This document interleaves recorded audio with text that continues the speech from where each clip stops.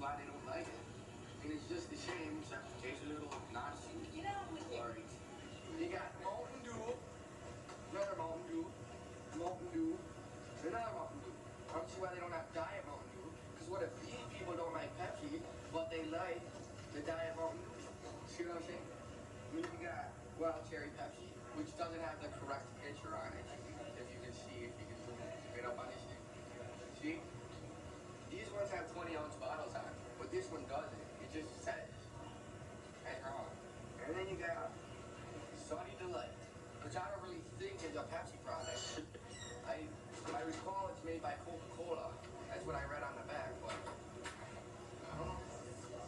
You put 75 cents in this machine, and you get one of these fine items. Sounds like a deal.